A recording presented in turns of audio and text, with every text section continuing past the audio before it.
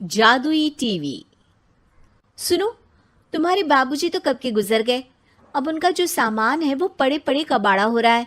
बेच ही दो, कुछ पैसे आ जाएंगी। बात तो सही है। अगले संडे फुर्सत में यही करेंगे। अगले संडे रोहित सारा सामान कबाड़ी को घर बुला के दे देता है। तभी उसकी नजर बाबूजी की पुरानी टीवी पर जाती है, जो इतने सालों तक कूड़े में पड़ी थी, फिर भी चमचमा रही थी। टीवी तो देखो, जैसे एकदम नई हो। हाँ, बाबूजी को टीवी देखना बहुत पसंद था। उनका सपना था कि वो टीवी पे आए। एक बार मौका भी था जब वो अपने गांव के गाने सुनाने किसी चैनल पर जाने वाले थे, पर मैं और मेरा भाई लड़ पड़े और बाबूजी को घर पर ही रुकना पड़ा। चला के देखें क्या? हाँ हाँ, क्यों नहीं, देख लेते हैं। पर शायद ही चले। बाबूजी ने उस लड़ाई के दिन के बाद टीवी देखना ही छोड़ दिया था। टीवी चालू करने के लिए उसमें केबल वायर लगा दिया जाता है। एक न्यूज चैनल चालू हो जाती है। स्वर्ग की सीढ़ी के रास्ते हैं तीन, तीनों के तीन रास्ते हैं संगीन। पहला रास्ता है सांप की बीन, दूसरा रास्ता घर में बिछा कालीन, तीसरा रास्ता कलकत्ता से चीन। ये क्या बकवास खबर है, कुछ अच्छा लगा दो। अरे आप बोलो तो सही, कोई अच्छी खबर सुना देता हूं। मेरा तो काम ही खबर देना है।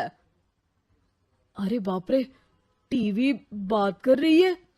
हाँ, ये न्यूज वाला मुझसे। हाँ हाँ, आपसे ही तो बात करूंगा ना, आपके घर में हूं तो। अरे, ये सपना है क्या?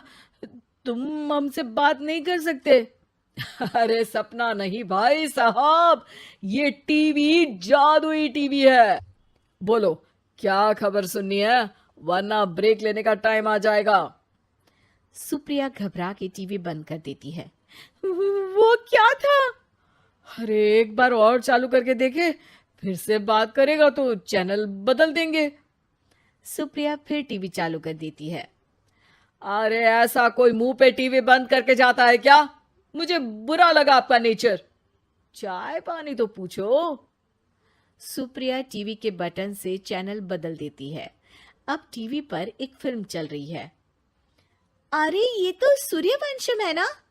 हाँ, और ये ठाकुर को जहर की खीर दे दी और उसको पता भी नहीं है। ए भाई, खीर मत पीना, उसमें जहर है, मत पीना। ठीक है महाशय, जैसा आप कहें। हाँ। अरे, आपकी बात मान ली, पूरी पिक्चर ही अब तो बदल जाएगी। मतलब ये सच में जादुई टीवी है? तभी वहां कबाड़ी आ जाता है। भैया, टीवी के 150 रुपए दूंगा, चलेगा? अरे 1.5 करोड़ में भी ना दे तुमको ये टीवी हम। अरे 1.5 करोड़ खरीदने को होते तो तुम्हारे घर में ये पानी चाय नहीं पीता, अंबानी या टाटा के घर बैठा कोल्ड कॉफी पीता। रोहित कबाड़ी का हिसाब करके उसे वहां से चलता करता है और अपने भाई शशिकांत को फोन लगा के बुलाता है। शशि थोड़ी ही देर में वहां पहुंच जाता है। क्या हो गया भैया? अरे बाबूजी का टीवी याद है? हाँ हाँ, जिसमें घुसे रहते थे हमेशा वो, और अपने को कुछ नहीं देखने देते थे। अरे वो अब जादुई टीवी बन गया है। भैया, आपकी बकवास करने की आदत अब तक नहीं गई। अरे आपके घर में बच्चे हैं, अब तो बड़ों जैसी बात करो। रोहित जाके टीवी चालू कर देता है। टीवी पर एक जादू का शो हो रहा है जिसमें एक जादूगर है। अब मैं अपनी टोपी में से कबूतर निकालूंगा। श्रिंग ब्रिंग शरिंग बम फोपा फुफी फुफा बाउ। टीवी से कबूतर निकलता है और शशिकांत के सर पर आकर बैठ जाता है। भैया, ये क्या हो रहा है? भैया इसे उड़ाओ। ए कबूतर, जा जा, कबूतर चल निकल। अब मैं टोपी में से सांप सुनते ही शशिकांत कांप जाता है और भाग के टीवी बंद कर देता है। भैया, सॉरी भैया, मैं समझ गया ये सच में जादुई टीवी है, पर एक बार और ट्राई करते हैं। पर भाभी, कोई दूसरा चैनल लगा हुआ, जिसमें डर ना लगे। सुप्रिया टीवी चला देती है और न्यूज लगा देती है। अरे कितने दिनों बाद मुझे याद आया, बताइए क्या खबर सुनाओ। और ये नया आदमी कौन है? ये मेरा भाई है शशिकांत। ओह यस, वही है ना जिससे तुम लड़ लिए थे किसी बात पे, और तुम्हारे बुढ़ाओ पिताजी गुस्सा हो गए थे और टीवी को संन्यास दे दिया था। हैं? तुमको कैसे पता ये सब?